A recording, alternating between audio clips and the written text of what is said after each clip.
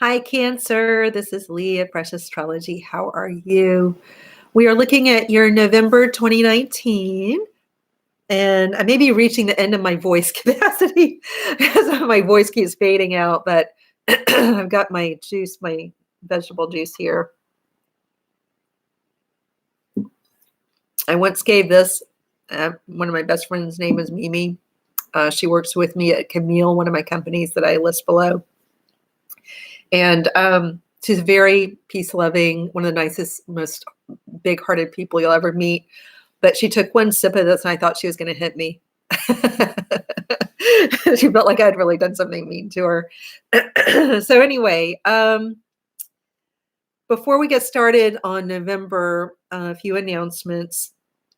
I am no longer at freshastrology.com. I've had that website forever, since the dark ages. And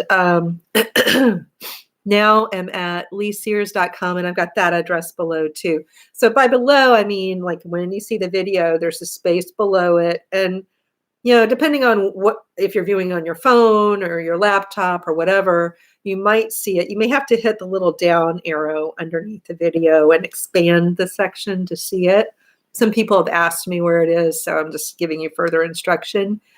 Anyway, how are you doing, Cancer?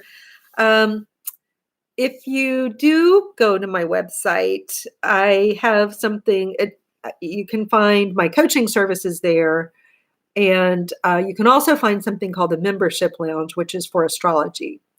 And it's like a private YouTube space with videos. It's like very similar format. I actually use YouTube inside this private space.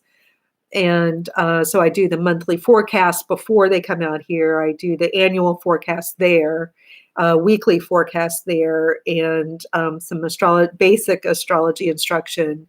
And members can also get chosen once a month for a free reading. So come join us there.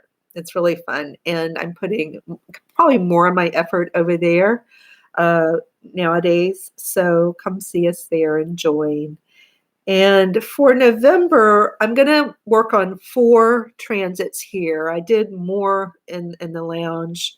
And I'm also pulling out moon activity here so that the members, like my members over there, can learn something new, because I know they're also here often. So anyway, we'll do the full and new moon in addition to a couple other transits. So early in the month, on November 5th, let's see what's going on for you guys. I mean, we have Mars square Pluto. I'm seeing where it is in your chart. So Mars is stationed in Libra, and it's square Pluto and Saturn, but specifically Pluto, in Capricorn, which is in the area of relationships. And I know the reason, if you feel like I just keep saying relationships, it's because Pluto and Saturn are in, this area of your chart. It's a big deal for you right now. And it's as tired of it as you may be. Relationships are where the focus is. When you have Mars in the 4th house square this area of relationships, you may find that issues to do with where you live, your space, are an issue somehow. So it may be something as silly as you need to help me clean up the house. I feel like I'm doing all the work. It could be one of those things where you're just disagreeing about how to add on to the house, about paint colors, about how to decorate, about how clean the place should be, who's doing the housework.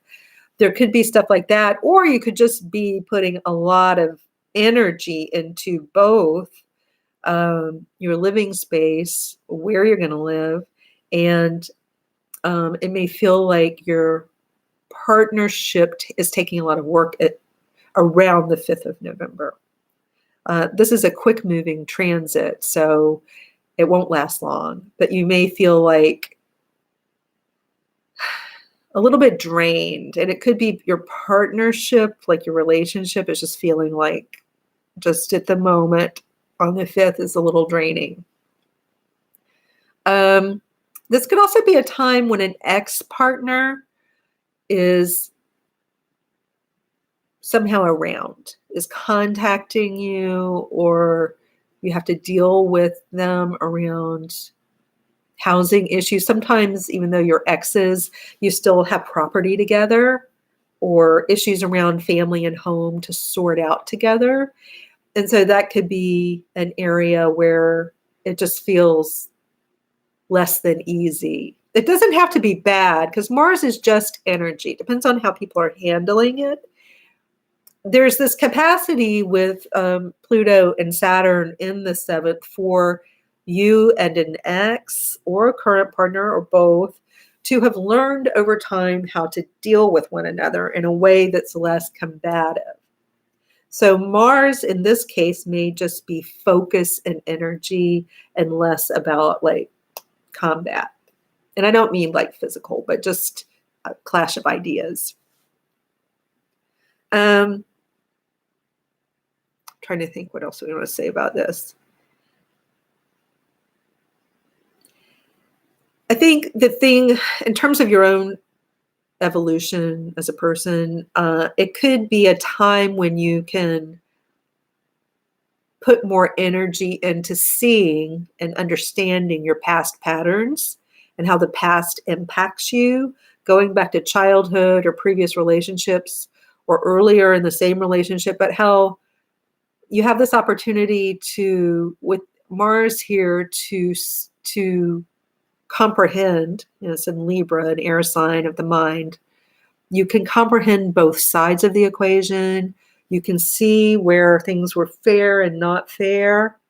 You have more ability to comprehend these concepts right now, and it may be that it actually helps you.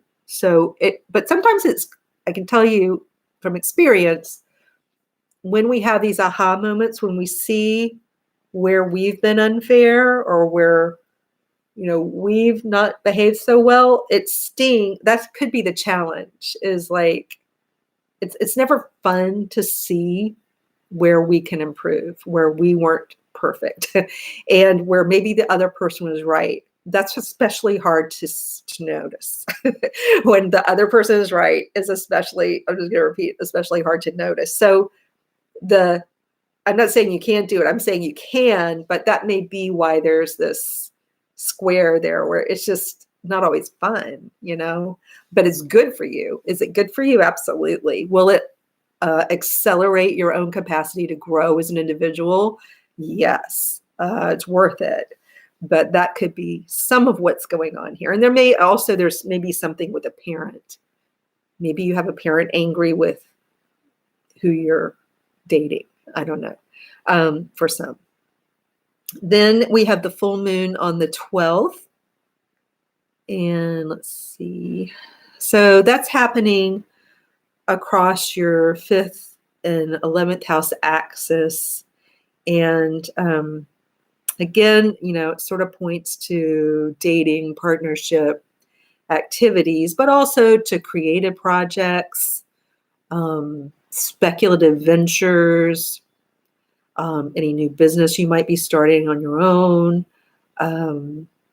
having children. So what does it mean with a full moon here? It's as though, well, in some cases, for some, that romance may be ending.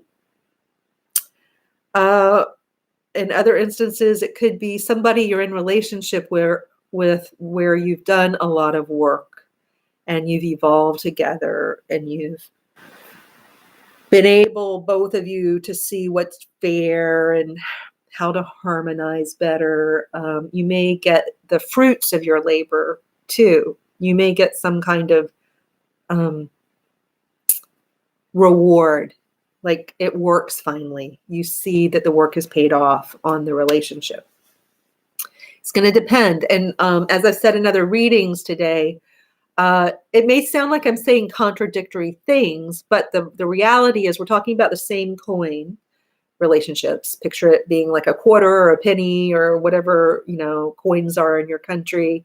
Um, and coins are at least two-sided. They also have the ridge around them, but at least two-sided. And there's the famous, kind of concept of a two-sided coin.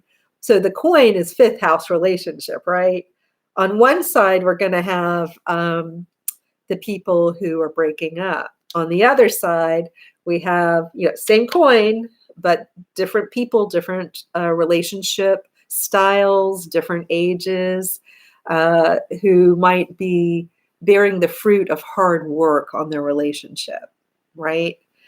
And this can be with a current partner or an ex. You may notice, some of you, that if you've tried really hard with an ex to get along and figure out how to harmonize better, that it's finally working. But then a new romance could be ending, or maybe you've only gone out with somebody a couple times and it ends. It just depends. But whatever it is, it's meant to be. You have Mercury retrograde in this area too. So I think there's been, especially for less around marriage, more so around romance, this thinking and rethinking. Like, am I in the right situation? Is this right for me? There may be a decision mid to end of month. So you may find the action or the event may be more toward like after the full moon, but there could be an ending of a relationship here. If it's with a child, I would think more in terms of, something's ending for them, like, a semester, or, a ballet class, or, book series they've been reading, or some end of some phase that they've been in, with a child maybe. And because of the way it's oriented toward Taurus in the 11th house, what happens when you have these decisions or events in the 5th house is it then suddenly, something happens down here in the 5th house, and then up here, or your future and the way you see it suddenly shifts, and you see your future differently, and then it seems to unfold differently in your mind, or you see the potential for your future to be different because of things happening in the 5th house, right? Let's move on. I think that's enough about the full moon. Let's talk about Venus conjunct Jupiter on November 24th. This is right there at your descendant line. It's just a hair's width, 2 degrees away, less than 2 degrees. And it is in your 6th house of your daily schedule, your work world, area of health. So I think in some ways, you could have been working on your health over the last year, and you're really seeing the payoff now. Also, there's this coming together feeling with Jupiter and Venus on the 24th of November.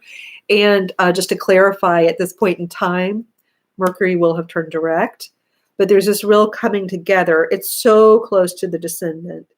It could be a coming together of 2 people, but also some kind of job change, maybe a promotion, maybe a new job,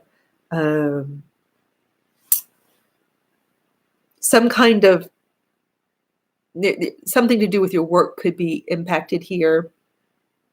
But it's sort of multi-layered. It seems like your health could be benefiting from changes you've made. It seems like your work situation possibly is getting a boost. It's a kind of a yes moment, like a saying yes sort of moment here, that directly impacts your future. So there are some big changes here for you around the 24th. And then we have the new moon on the 26th, just a couple days later. And that's, again, taking place in your 6th house. So I get the feeling there's some new starts with work. and possibly as a parallel track, some new starts maybe with health and also your daily schedule. So, very interesting for you. It definitely and dramatically shifts what's happening in your future and the way you see your future for sure. There's a lot happening on the 28th, which I go into in the membership lounge, but just to give you a heads up, this isn't the end of the activity. There's a lot of activity toward the end of the month. And so look and see what happens and then report back. It's fun to hear. So KBT says, yeah, if things are going to get better financially, how will Saturn moving into Aquarius, 8th house, starting in March affect this? Well, I'm not going to quite get to March.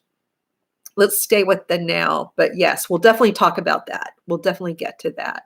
But it's good to, be aware, for people to be aware of how where the planets are going is an interesting way to look at the chart too. You can kind of zoom in and be very myopic on the chart and then zoom out and see the bigger picture.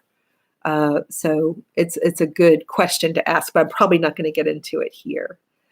So Cancer, unless you have more questions for me, I think that's about it for this month. Again, and I know I've gotten feedback that people are like, all right, it's about relationships, but it just is. But I do see here in this month, the health stuff and also the new starts in your daily schedule and the new starts maybe with work. So see what happens. Report back. I'd love to know what happened for you. All right. Take care, guys. Oh, and KB says, happy to know things are moving in a good direction. Good. Yeah, have faith. Yeah, and kind of, behave accordingly. Like things are going well. I'm going to behave as though they are. All right. Take care, guys.